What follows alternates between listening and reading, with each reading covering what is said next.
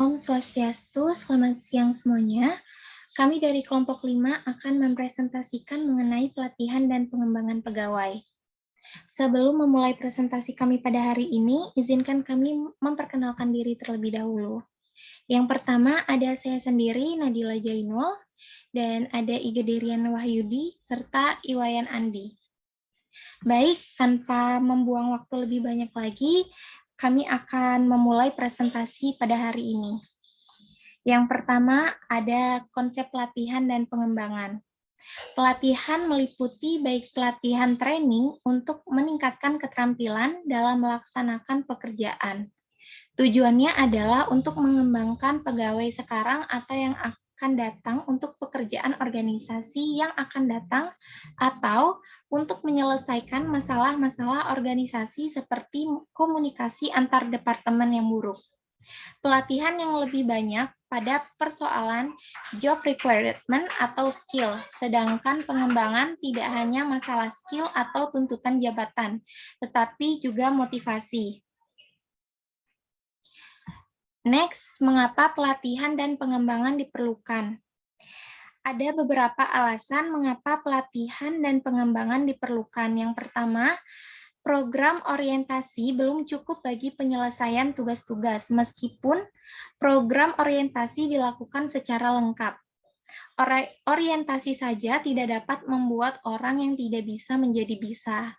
Orientasi hanya bersifat pengenalan agar orang tersebut tidak kaget dengan pekerjaannya kelak.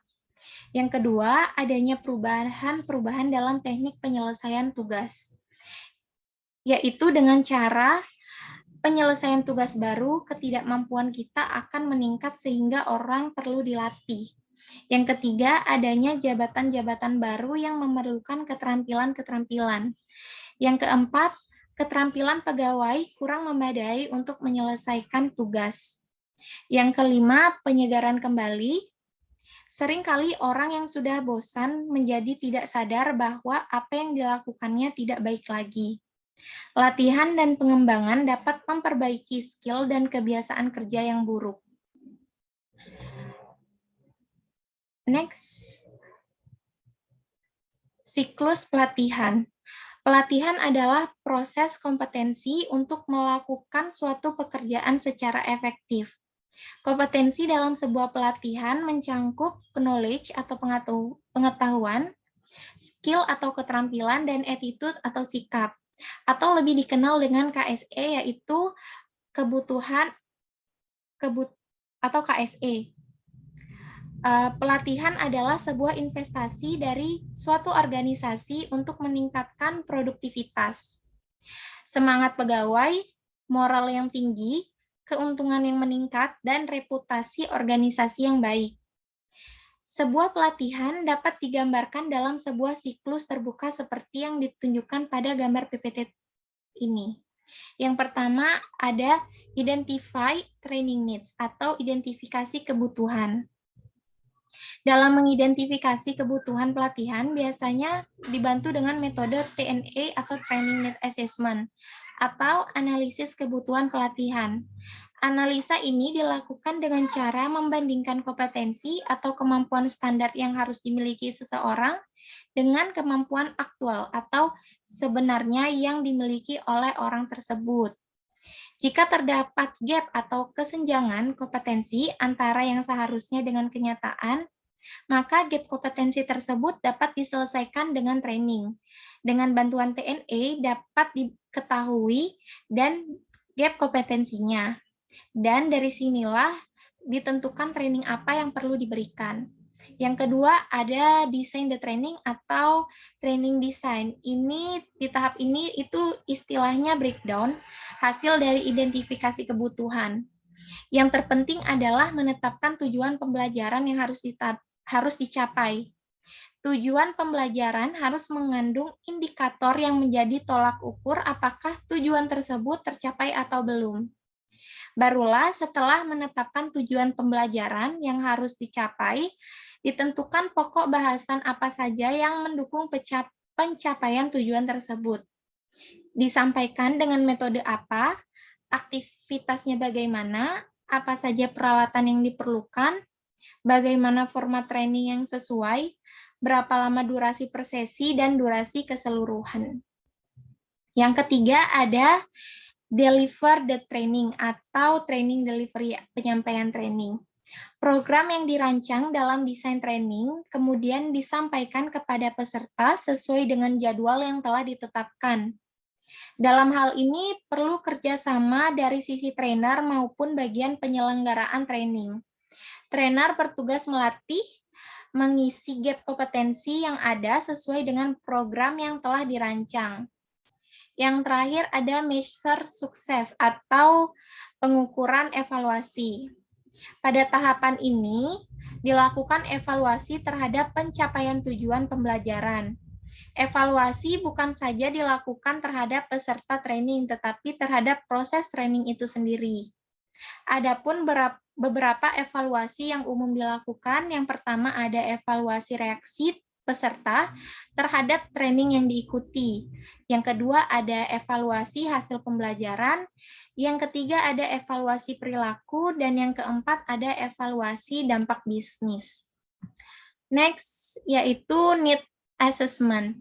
Training need assessment adalah suatu proses penilaian yang dilaksanakan perusahaan untuk menentukan tolak ukur peningkatan kinerja atas pengetahuan, kemampuan, dan keterampilan yang dibutuhkan.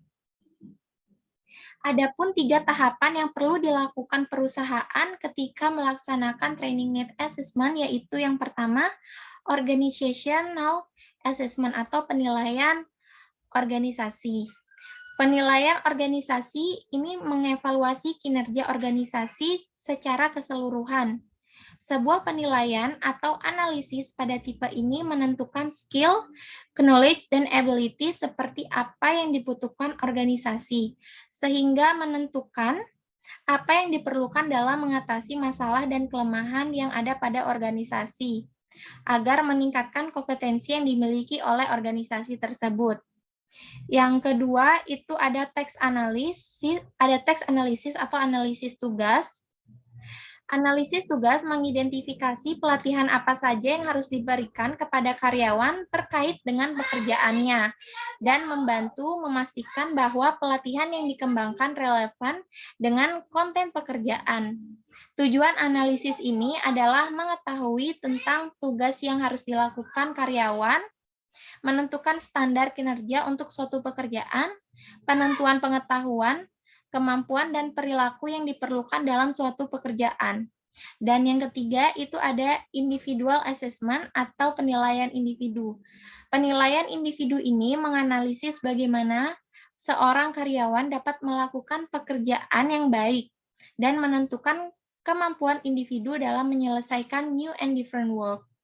Penilaian dalam tahap ini menghasilkan informasi mengenai training apa yang dibutuhkan oleh karyawan. Dalam penilaian level individu, mencoba mencari jawaban siapa di dalam perusahaan yang memerlukan pelatihan dan pelatihan apa yang dibutuhkannya. Yang harus dilakukan pada cara ini adalah membandingkan kinerja aktual dari seorang karyawan atau unit kerja dengan standar yang ditetapkan atau harapan perusahaan. Kesenjangan yang ditemukan dapat mengidentifikasikan jenis pelatihan apa yang diperlukan karyawan. Next, merencanakan dan mengevaluasi karyawan selanjutnya akan dijelaskan oleh Rian Wahyudi. Untuk waktu dan tempat dipersilakan.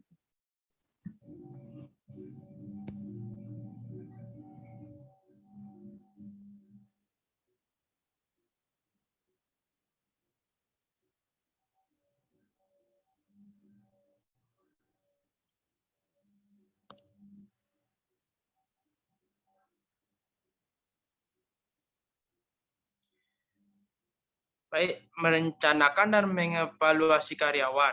Kegiatan evaluasi program pelatihan dan pengembangan tidak hanya dilaksanakan pada akhir kegiatan program, tetapi sebaliknya dilakukan sejak awal, yaitu mulai dari penyusunan rancangan program pelatihan dan pengembangan, pelaksanaan program pelatihan dan hasil dari pelatihan. Penilaian hasil pelatihan tidak cukup hanya pada hasil jangka pendek atau output, tetapi dapat menyangkau hasil dalam jangka panjang atau outcome and impact program. Ada berbagai macam model evaluasi program yang dapat dipilih untuk mengevaluasi program pelatihan. Di antaranya, 1. Evaluasi pelatihan. Dilakukan segera setelah pelatihan selesai dilaksanakan. Biasanya dilakukan untuk mengevaluasi penyelenggaraan pelatihan atau pelaksanaan pelatihan. 2. Evaluasi yang dilakukan beberapa minggu setelah pelatihan dilakukan. Biasanya dilakukan untuk pelatihan yang bersifat pemahaman. Metode yang biasanya dilakukan adalah dalam media tanya jawab atau presentasi. 3. Evaluasi pengembangan keterampilan. Dilakukan beberapa bulan setelah pelatihan dilakukan. Contohnya, melakukan inspeksi terhadap pekerjaan dan hasil kerja personil. 5. Pelatihan dan pengembangan. Metode ini merupakan teknik yang digunakan dalam melaksanakan suatu kegiatan. Keberhasilan suatu program pelatihan dan pengembangan tak luput dari penggunaan metode-metode yang tepat. Hani Handoko 2000 menyatakan bahwa program-program pelatihan dan pengembangan dirancang untuk meningkatkan prestasi kerja, mengurangi absensi dan perputaran, serta memperbaiki kepuasan kerja. Adapun metode pelatihan dan pengembangan sebagai berikut. 1. Rotasi jabatan atau job rotation, memberikan karyawan pengetahuan tentang bagian-bagian organisasi yang berbeda dan praktek berbagai keterampilan manajerial. Rotasi pekerjaan melibatkan perpindahan karyawan dari suatu pekerjaan lainnya. Kadang-kadang dari suatu penempatan ke penempatan lainnya. Pada beberapa organisasi, rotasi pekerjaan tidak direncanakan. Akan tetapi organisasi-organisasi lain mengikuti grafik dan jadwal yang terperinci, merencanakan program rotasi untuk setiap karyawan yang tepat. 2. Latihan instruksi pekerjaan atau job instruction learning. Latihan instruksi pekerjaan adalah metode yang digunakan dengan memberikan petunjuk pengerjaan diberikan secara langsung pada pekerjaan dan digunakan terutama untuk melatih para karyawan untuk melaksanakan pekerjaan mereka sekarang. 3. Magang atau experience merupakan proses belajar dari seorang atau beberapa orang yang lebih berpengalaman. Pendekatan ini dapat dikombinasikan dengan latihan off the job, yaitu dengan kombinasikan materi di kelas dengan praktek di lapangan. 4. Coaching. Coaching merupakan suatu bimbingan dan pengarahan yang diberikan kepada karyawan dalam pelaksanaan kerja rutin mereka. Peranan job coach adalah memberikan bimbingan kepada karyawan bawahan dalam menerima suatu pekerjaan atau tugas dari atasannya. Adakah kegiatan coaching ini juga diikuti dengan konseling yang merupakan pemberian bantuan kepada karyawan agar dapat menerima diri, memahami diri, dan merealisasikan diri, sehingga potensi dapat berkembang secara optimal dan tujuan organisasi dapat tercapai. Dengan penyuluhan karyawan diharapkan aspirasinya dapat berkembang dengan baik dan karyawan yang bersangkutan mampu mencapai kepuasan kerja. 5. Penguasaan sementara merupakan kegiatan penempatan karyawan pada posisi manajerial atau sebagai anggota panitia untuk jangka waktu yang ditetapkan. Karyawan terlibat dalam pengambilan keputusan dari pemecahan masalah-masalah organisasi nyata. Karyawan turut serta dalam pembuatan keputusan dengan beragam kemampuan yang dimilikinya. Dalam penugasan sementara, karyawan berpartisipasi dalam memecahkan permasalahan, merencanakan masa depan, dan berdiskusi serta berperan dalam isu-isu kritis bagi organisasi. Manajemen karir. Manajemen karir adalah proses pengelolaan dan perencanaan kegiatan seseorang karyawan untuk meningkatkan perkembangan karir yang lebih baik. Proses manajemen ini akan melibatkan antara karyawan dan anggota unit perusahaan, serta mencakup konsep kesadaran diri, eksplorasi karir, koneksi, dan juga proses belajar. Kegiatan ini bisa dikatakan sebagai proses investasi untuk mencapai tujuan karir yang lebih tinggi. Hal ini tidak bisa dilakukan secara instan. Tentunya terdapat beberapa tahapan yang biasanya dilakukan perusahaan, di antaranya 1. Pemetaan. Proses pemetaan dalam hal ini bertujuan untuk memahami kekuatan, kekurangan, dan potensi karyawan yang sebenarnya.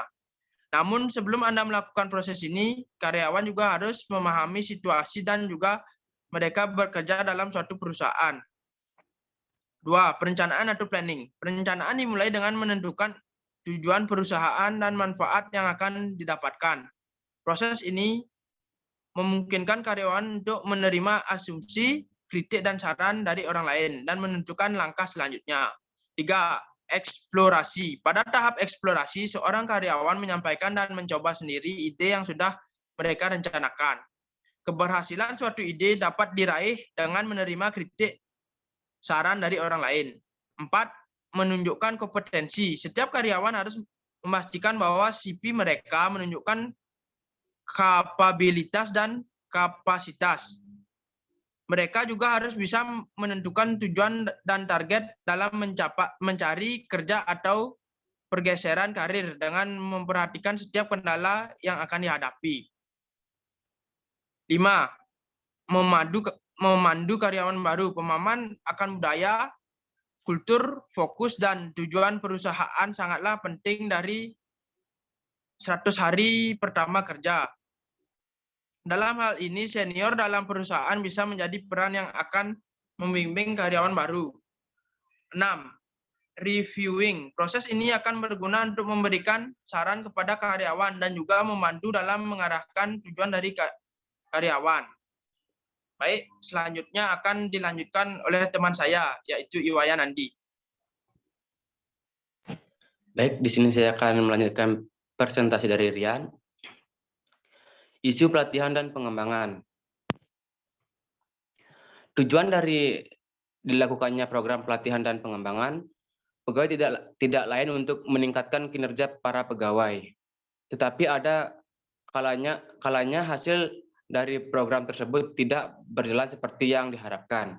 Dari hasil wawancara yang telah kami lakukan dengan Ibu Indah Mutiara Dewi selaku Human Resource Development di titik 2 Ubud, dilakukan bahwa isu atau masalah yang sering dialami dalam pelatihan dan pengembangan pegawai ialah kemampuan dari masing-masing karyawan yang tidak sama dalam menerima suatu materi. Sehingga trainer harus memiliki cara yang bervariasi dalam menyampaikan sebuah materi seperti praktek langsung, studi kasus, dan lain sebagainya. Adapun tujuan makalah, dari makalah kami, 1, untuk mengetahui konsep pelatihan dan pengembangan pegawai. 2, untuk mengetahui siklus pelatihan, langkah-langkah penyelenggaraan pelatihan dan pengembangan pegawai. 3, untuk mengetahui metode dan proses evaluasi dalam pelatihan dan pengembangan pegawai. 4, untuk mengetahui manajemen karir. Adapun gambaran umum dan akomodasi dan fasilitas di titik 2 Ubud, gambaran umum titik 2